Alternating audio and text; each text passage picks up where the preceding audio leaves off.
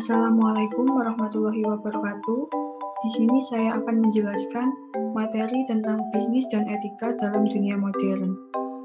Sebelumnya, perkenalkan, nama saya Anastasia Ayu Baktiar dengan NIM 012211085, Prodi Manajemen. Tugas UAS mata kuliah Etika Bisnis, dosen Iga Ajunitia Darmayanti, SST SEMM.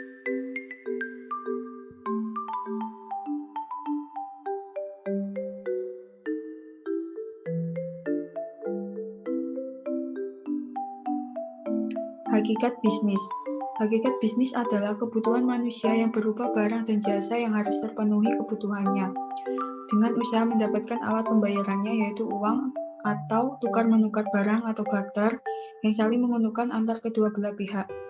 Hakikat bisnis adalah usaha yang untuk memenuhi kebutuhan manusia, organisasi ataupun masyarakat luas. Bisnismen atau seorang pebisnis akan selalu melakukan adanya kebutuhan masyarakat dan kemudian mencoba untuk melayani secara baik sehingga masyarakat menjadi puas dan senang. Dari kepuasan masyarakat itulah si pebisnis akan mendapatkan keuntungan dan pengembangan usahanya. Seorang bisnismen atau kewirausahawan akan melihat kebutuhan masyarakat lingkungannya. Upaya ini merupakan proses mengidentifikasi potensi bisnis. Bahkan dalam hal ini biasanya diikuti dengan perkiraan atau antisipasi atas pertumbuhan potensi pasar tersebut di masa datang. Di samping itu juga akan memperhitungkan adanya persaingan yang timbul dari pengusaha lain yang juga bergerak dalam melayani kebutuhan pasar yang sejenis. Di sisi lain, pengusaha haruslah memikirkan tersedianya sumber daya serta sumber dana beserta dengan cara yang sebaik-baiknya guna melayani kebutuhan pasar. Kebutuhan pasar tersebut dengan memproduksinya dan menyajikan barang atau jasa yang dihasilkan itu kepada masyarakat. Kelebihan hasil di ongkosnya itulah yang merupakan laba atau keuntungan. Karakteristik profesi bisnis. Secara umum ada beberapa ciri atau sifat yang selalu melekat pada profesi, yaitu 1. Adanya pengetahuan khusus yang biasanya keahlian dan keterampilan ini dimiliki berkat pendidikan, pelatihan dan pengalaman yang bertahun-tahun. 2. Adanya kaidah dan standar moral yang sangat tinggi. Hal ini biasanya setiap pelaku profesi mendasarkan kegiatannya pada kode etik profesi. 3. Mengabdi pada kepentingan masyarakat. Artinya setiap pelaksana profesi harus meletakkan kepentingan pribadi di bawah kepentingan masyarakat. 4. Ada izin khusus untuk menjalankan suatu profesi. Setiap profesi selalu berkaitan dengan kepentingan masyarakat, di mana nilai kemanusiaan berupa keselamatan, keamanan, kelangsungan hidup, dan sebagainya. Maka untuk menjalankan suatu profesi harus terlebih dahulu ada izin khusus. 5. Kaum profesional biasanya menjadi anggota dari suatu profesi. Beberapa karakteristik untuk umum yang dianggap harus dimiliki suatu proses berbisnis adalah 1. Definitif. Suatu proses bisnis harus memiliki batasan, masukan serta keluaran yang jelas. 2. Urutan. Suatu proses bisnis harus terdiri aktivitas yang berurut sesuai waktu dan ruang. 3. Pelanggan. Suatu proses bisnis harus mempunyai penerima hasil proses. 4. Nilai tambah. Transformasi yang terjadi hasil harus memberikan nilai tambah pada penerima. 5. Keterkaitan.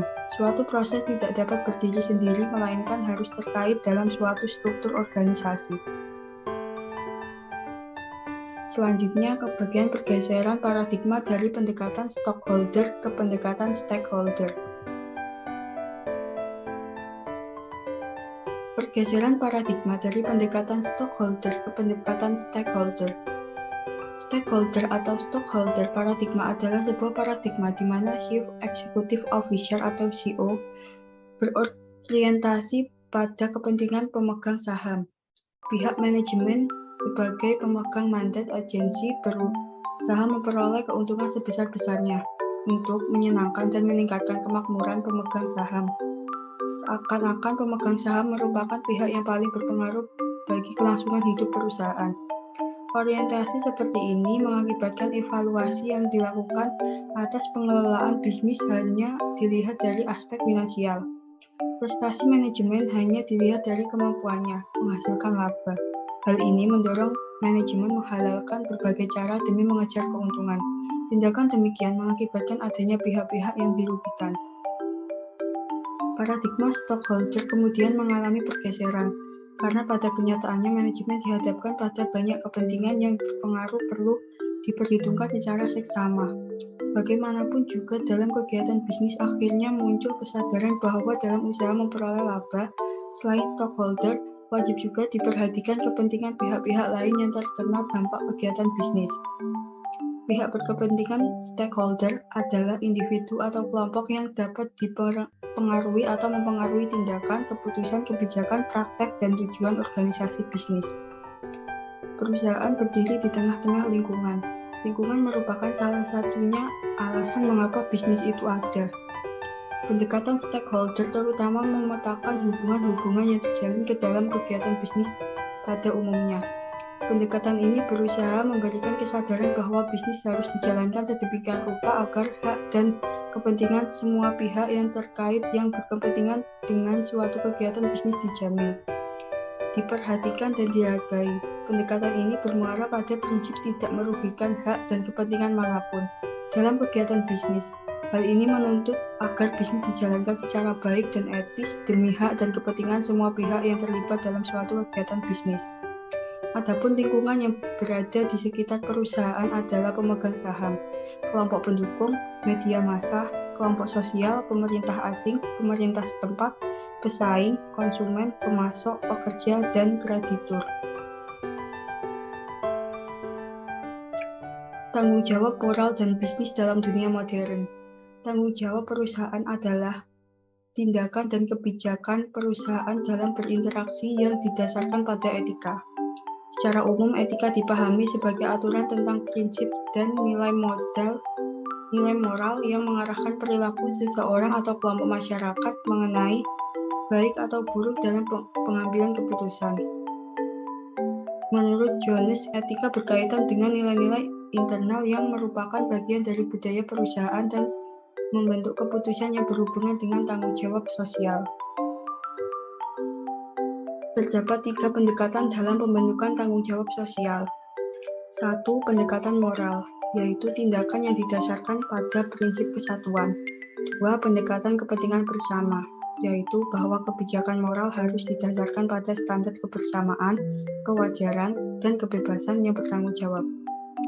3. Pendekatan kebijakan bermanfaat adalah tanggung jawab sosial yang didasarkan pada nilai apa yang dilakukan perusahaan menghasilkan manfaat besar bagi kepentingan secara adil.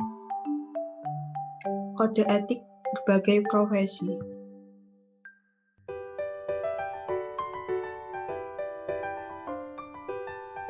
Kode etik Patrick Murphy atau kadang-kadang disebut Code of Conduct atau Code of Ethical Conduct ini menyangkut kebijakan etis perusahaan berhubungan dengan kesulitan yang bisa timbul, mungkin pernah timbul di masa lalu, seperti konflik kepentingan, hubungan dengan pesaing dan pemasok, menerima hadiah, sumbangan, dan sebagainya.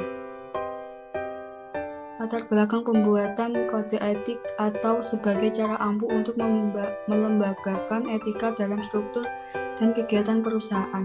Bila perusahaan memiliki kode etik sendiri, merupakan beberapa kelebihan dibandingkan dengan perusahaan yang tidak memilikinya. Kode etik profesi merupakan kriteria prinsip profesional yang telah digariskan sehingga diketahui dengan pasti kewajiban profesional anggota lama, baru, ataupun calon anggota profesi. Kode etik profesi telah menentukan standarisasi kewajiban profesional anggota kelompok profesi, sehingga pemerintah atau masyarakat tidak perlu campur tangan untuk menentukan bagaimana profesional menjalankan kewajibannya. Kode etik profesi pada dasarnya adalah norma perilaku yang sudah dianggap benar atau sudah mapan dan tentunya lebih efektif lagi apabila norma perilaku itu dirumuskan secara baik, sehingga memuaskan semua pihak. Contoh kasus bisnis dan etika dalam dunia modern. Dari berkembangnya teknologi saat ini, membuat orang semakin mudah untuk melakukan apa yang diinginkannya, terutama untuk mendapatkan suatu keuntungan.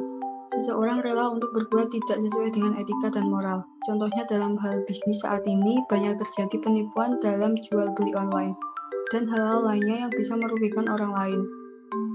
Berikut ini adalah bentuk contoh etika buruk yang dilakukan dalam sebuah bisnis di zaman modern saat ini. 1. Memproduksi barang-barang yang merugikan orang lain. 2. Melakukan penimbunan barang, sehingga menjadikan orang lain sulit untuk mendapatkan suatu barang itu sendiri. 3. Memberikan produk yang tidak sesuai dengan apa yang dipesan seorang konsumen, menutupi kecacatan dari barang-barang yang diproduksinya. 4. Melakukan penipuan dalam jual beli online. Kesimpulannya, menjadi seorang pebisnis dan yang beretika baik, kita harus mengikuti aturan-aturan yang ada pada masyarakat. Dengan itu, kita tidak akan melakukan penipuan dan kecurangan yang bisa mengakibatkan orang lain rugi. Referensi ini diambil dari http://ekosusantoso.blogspot.com. Terima kasih, sekian penjelasan materi dari saya. Kurang lebihnya mohon maaf. Wassalamualaikum warahmatullahi wabarakatuh.